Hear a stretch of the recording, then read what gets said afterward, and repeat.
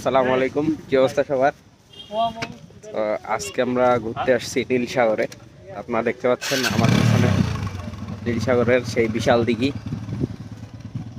আর এখানে অনেক বিকালবেলা সাধারণত অনেক পর্যটক ঘুরতে আসেন। তো আমি নীল সাগরের পাড়টা একটু আপনাদের দেখাই। এই পুকুর তো আপনারা অলরেডি অনেকেই দেখে ফেলেছেন অনেক ভিডিওতে। আমি একটু উপরটায় যাই। আমি একটু নীল সাগরের পাড় বেয়ে উপরে উঠতেছি। আপনারা দেখতে পাচ্ছেন পাহাড়ের মতো জায়গা আর কি। এই যে আমি একবারে চূড়ায় উঠবো এটার।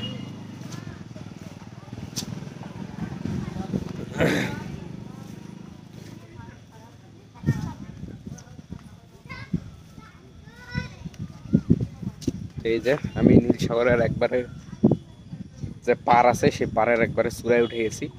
দেখতে পাচ্ছেন ওই যে দূরে দেখতে পাচ্ছেন, এটা হচ্ছে নীল সাগর। অনেক সাদা দেখা যাচ্ছে পুরোটা, পানির কারণে ওই কালারটা মূলত।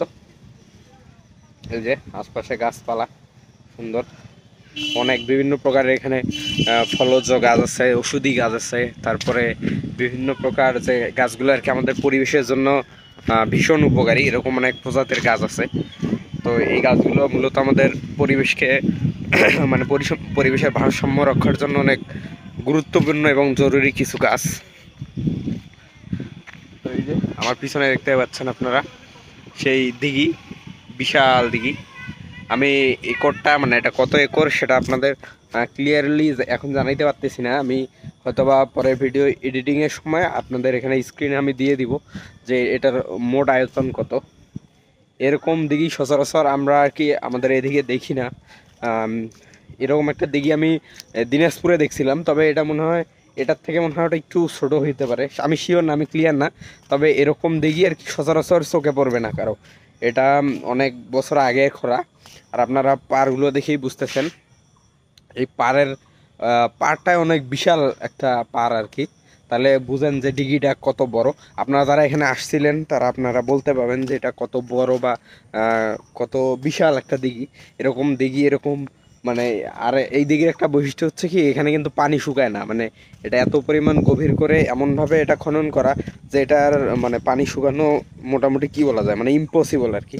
তবে আরেকটা ব্যাপার হচ্ছে এটা বৃষ্টির পানি আবার অনেক বেশিও হয় না যে এটা মানে উছলে যায় পানি, এরকম হয় না মূলত। তো আমি একটু পরে আপনাদের নিচে গিয়ে দেখাবো, আপনাদের পুরো পুকুরটা আপনাদের দেখাবো। আমি একটু উপরে আপনাদের সাথে কিছুক্ষণ কথা বলি, তারপরে আমি নিচে যাব। তো আপনারা সবাই আমার ভিডিও দেখতে থাকেন। আমার সাথে আরও দুইজন আসছে ওইদিকে, তারা ভিডিও করতেছে। ওই যে আপনারা দেখতে পাচ্ছেন ধীমানকে আর ওই যে মামুন, তারা ছবি তোলায় ব্যস্ত এবং ভিডিও করতেছে। তা আমিও ভাবলাম যে আপনাদের সাথে একটু কিছুক্ষণ কথা বলি। তো আমার বন্ধুদের আপনারা দেখতে পাচ্ছেন তারা তাদের ভিডিও চলতেছে। এই যে আমরা দুইজনকে দেখতে পাচ্ছেন মামুন এবং ধীমান, তারা ভিডিওতে ব্যস্ত। তো যাই হোক আমি একটু আপনাদের মূলত পুকুরটা দেখাই আর কি। যে পুকুরটা মূলত আজকে দেখতে আসা, আপনারা হয়তো ওয়েট করতেছেন যে ভাই পুকুরটা কখন দেখাবেন। আমরা তো পুকুর দেখতে যাচ্ছি, আপনারা তো বকবক শুনতে চাচ্ছি না। তো আমি আপনাদেরকে পুকুরেই দেখাইতে নিয়ে যাচ্ছি আর কি। আমি পাড় থেকে নামতেছি, অলরেডি প্রায় নেমে গেছি অলমোস্ট। এই যে আমি এখন পাড়ের রাস্তায় চলে আসছি। এই যে এরকম একটা রাস্তা আছে এখানে, পুরো পুকুরের সাইড দিয়ে এরকম একটা সুন্দর রাস্তা আছে। এই রাস্তা দিয়ে মূলত সবাই যানবাহন চলাচল করে আর কি পুকুরটা দেখার জন্য। তো আমি একটু আপনাদের পুকুরটা দেখাই। এই যে আপনারা দেখতে পাচ্ছেন পুকুরের সাইডে ছোট ছোট গাছ আছে কিছু। এই যে পুরো পুকুরটা, ওই যে আপনারা দেখতে পাচ্ছেন ওই পুকুর ওই সাইডটা, ওই সাইড দিয়ে মানুষ ওদিক দিয়ে ঘুরে আসে। ওই ওই জায়গায় গেটটা মূলত, ওইদিকে আপনারা যে জায়গাগুলো দেখতে পাচ্ছেন ওখানে মূলত গেট। আর এ পাশ দিয়ে মানুষ ঘুরে ঘুরে ঘুরে ঘুরে ঘুরে ঘুরে এই এই এই দিকটায় আসে। এই যে আপনারা দেখতে পাচ্ছেন এই রাস্তা এদিকটায় আসে। এই হচ্ছে পুকুর, এই দিকটা দিয়ে অনেকে বের হয়ে যায়, আবার অনেকে এই দিকটা দিয়েও আসে। এই হচ্ছে পুরো পুকুরটা। আমি যদি একটা আপনাদের পুকুরের ঘাটে নিয়ে যাইতে পারতাম তাহলে হয়তোবা আপনারা আরও সুন্দরভাবে পুরো পুকুরটা দেখতে পারতেন। তো যাই হোক আপনারা অলরেডি বুঝে গেছেন যে এই পুকুরটা কত বিশাল। ওই যে আমার পিছনে যে অংশটা দেখতে পাচ্ছেন এই যে এই জায়গায়, ঠিক এই জায়গায় দিয়েই এই পুকুরে আর কি, পুকুরের গেট মূলত ওই জায়গায়। এদিকে আরেকটা গেট ছিল কিন্তু গেটটা এখন বন্ধ করে দেওয়া, সেজন্য এই গেটটা দিয়ে চাইলেও আর আসা যায় না, ওই একটা গেট দিয়ে আসতে হয়। তো আজকে আমি আর খুব বেশি কথা বাড়াবো না। আপনারা অনেকক্ষণ থেকে আমার এই ভিডিও দেখতেছেন, আমি আপনাদেরকে পুরো পুকুরটা দেখানোর চেষ্টা করলাম। পরবর্তী ভিডিওতে যদি আমার সুযোগ হয় তাহলে আমি এই পুকুরের যে পাড়গুলো আছে যেখানে মানুষরা বসে বা বিভিন্ন সময় গোসল করার জন্য নামে, সেই জায়গাগুলো আপনাদের দেখাবো। তো আপনাদের হয়তো বা ভালো লাগবে সেগুলো দেখতে, যারা এখানে আসেন নাই, এই নীলসাগর বা বিন্যা দিঘিতে যারা আসেন নাই তারা জিনিসগুলো এনজয় করবেন আর কি।